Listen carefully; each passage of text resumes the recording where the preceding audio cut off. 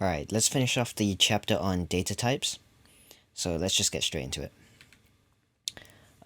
So when we talk about binary shifts, we talk about when we have, let's say, a binary number. In this case, this is going to be 18 represented in base 10 because it's going to be 16 plus 2. And let's say we shift every digit one place to the right. That'll give us something like this, right?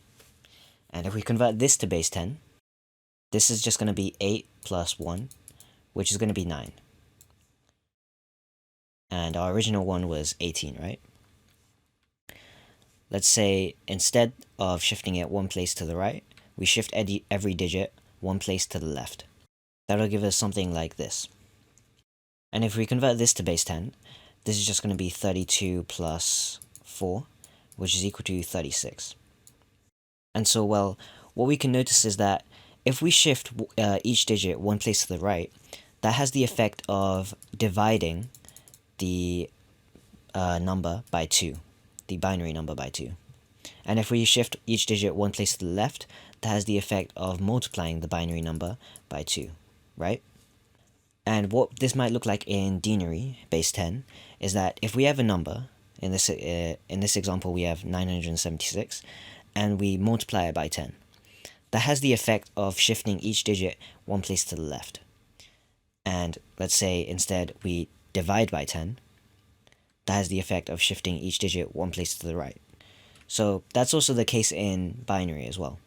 If we have, let's say, this binary number, and we want to multiply it by 2, then we just shift each digit one place to the left. And that's the same for if we want to divide the number by 2. We just shift each digit one place to the right.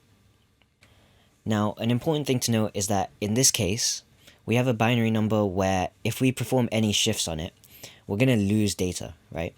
For example, if we shift every digit one place to the left, it'll look something like this: 0, 0, 0, 1, 0, 0, 1, 0. And if you convert these both into base 10, you'll find that this number is not going to be twice the number that this is. And that's because we're losing this unit of 1. If instead we added a 1 here to increase the capacity of this binary number, then we can say that it's accurate and it would have multiplied the number by 2, if that makes sense. I'll try and explain it better with this example. So in this example, they want us to perform a 2-place shift to the right on this binary number. So all we have to do is move each digit 2 places to the right, but keep it as 8 bits. So that's going to be 0, 0, 1, 1, 0, 0, 1, 0, right? And next, they want us to explain the effect of performing a 2-place shift to the right on the binary number. So obviously, we know that if we move each digit one place to the right once, that has the effect of dividing by 2, right? But in this case, we're shifting it 2 places to the right. So that's going to be dividing by 2 to the power of 2, which is the same as dividing by 4. So that's going to be one mark. The second mark wants you to talk about how you lose precision in this case. And what I mean by that is, if we convert this binary number into denary, we're going to get the number 203. But if we convert this binary number into base 10, we're going to get 50. And notice how this is not the exact number you get when you divide 203 by 4. And that's because we're losing data when we shift 2 places to the right on this binary number. We lose these 2 digits, which represent the 3. So those are going to be your 2 marks. You say that it divides the number by 4, and you also say that we lose precision. Now onto masks. So there are 3 masks to know about. Those are going to be AND, OR, and exclusive OR. The basic definition of what a mask is that it's just a pattern of binary digits that are used to control specific bits in a binary value. It'll be a lot more clear when we get into an example. So in this case, we have an AND mask, and the mask can be any combination of binary numbers. In this case, we have 4 1s and 4 0s. And let's say we want to apply this AND mask onto a binary number. So the rule for AND is that if we say 1 is true and 0 is false, then both of these digits need to be true for an output of 1. In this case, both of them are true, so we do have an output of 1. Now onto the second column.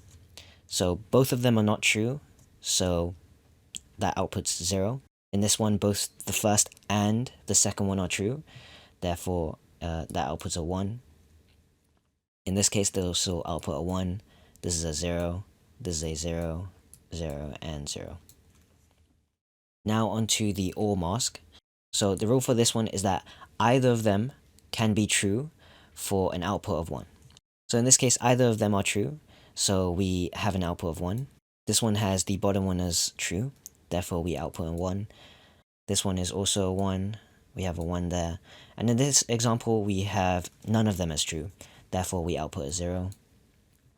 For this one, the top one is true, therefore it's a 1, and a 0, and then a 1. For exclusive OR, the rule for this one is that only one of them can be true for an output of 1. So in this case, both of them are true, which means that this is a 0. For the second column, only one of them is true, so then we can output a 1.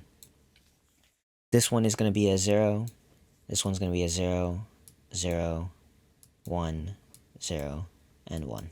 Now lastly, let's talk about character sets. So imagine you're Googling something, and you type something into the search bar. But hold on a second, you think to yourself, wait, how are these characters being stored on a computer? Well, the answer to that is we use character sets. And in a character set, each character is assigned a unique code called a character code. And that character code can be represented in binary, denary, or in any base. But for computers specifically, they store everything in binary. The two character sets that OCR wants you to know about are going to be ASCII and Unicode. So ASCII is a character set that can represent 128 different characters. It's not as used as before because of its limited capacity. I mean, it can only represent 128 different characters. And also, it uses 8 bits to store each character. And that makes sense, right? Because 2 to the power of 8 is equal to 128. So this is what the ASCII chart looks like. They did ask one exam question where they told you that the ASCII character A was represented with the denary number 65, and they wanted you to represent H in binary.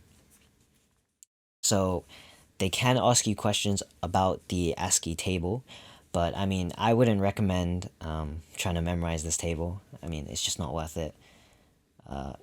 For that question, you really could have just realized that, you know, the alphabet is in like this order. So if you know your alphabet, you can just count towards up to H and then represent 72 in binary.